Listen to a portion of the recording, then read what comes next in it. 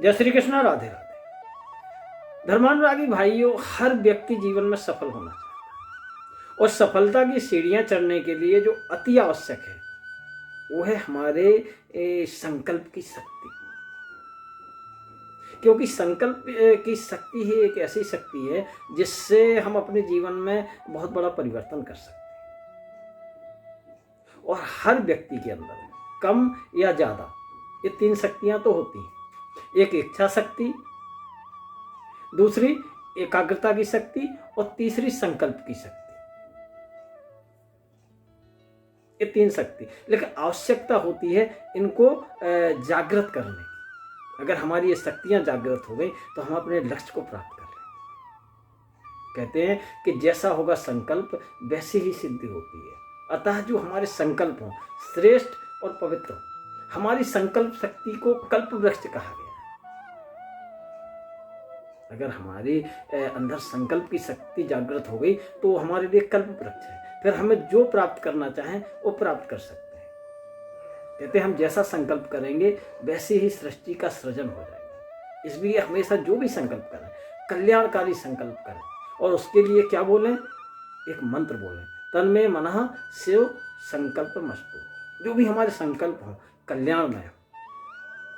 दृढ़ संकल्प शक्ति के द्वारा ही हमारे आभा मंडल का विकास होता है और हमारे प्राण की ऊर्जा शक्ति के साथ ब्रह्मांड की ऊर्जा शक्ति का तालमेल हो जाता है, जो कि बहुत जरूरी और अनिवार्य है। ब्रह्मांड की सकारात्मक चिकित्सीय ऊर्जा किरणों को साधना और एकाग्रता के द्वारा प्राप्त करना और फिर उसको अपनी जरूरत के अनुसार ही उपयोग करना ही ऊर्जा चिकित्सा का सीधा और सरल अर्थ है।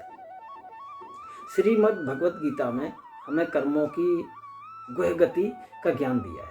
श्रीमद् भगवत गीता जो है हमें कर्मयोगी बनने की शिक्षा देती है और हमारे हर कर्म जो स्वयं अपने लिए और दूसरों के लिए कल्याणकारी हो, जिससे हमारा भविष्य उज्जवल बने। और सत्कर्म से हमारा जमा खाता बढ़ता जाता है और हम ईश्वर का सहयोगी बन करके अपने भाग्य को श्रेष्ठ बना रहे हैं। अतः आध्यात्मिक जीवन का मुख्य उद्देश्य भी यही है कि स्व परिवर्तन से विश्व परिवर्तन। हम सुधरेंगे जग सुधरेगा। क्यों हम क्या करते हैं, दुनिया को सुधारने की कोशिश करते हैं। सबसे पहले खुद को सुधारो और जब स्व परिवर्तन होगा तो विश्व परिवर्तन हो जाएगा। क्योंकि हम बाहर सुधार करें, बाहर की चीजों पर ध्यान दें तो कैसे, जब तक हमारा मन शांत नहीं होगा, जब तक हमारे मन के संकल्प व्यक्त नहीं होंगे तब तक समझो बहुत सारे पैसे हो जाएं, बहुत सारी सुविधाएं हो जाएं, तो किस तरह की हैं।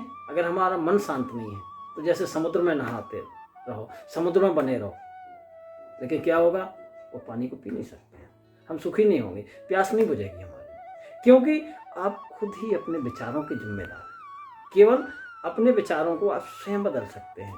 कुछ महत्वपूर्ण शुरू करने से पहले आप शांति से बैठें और अपनी बुद्धि को, विचारों को शांत करें और गहराई से ध्यान लगाएं।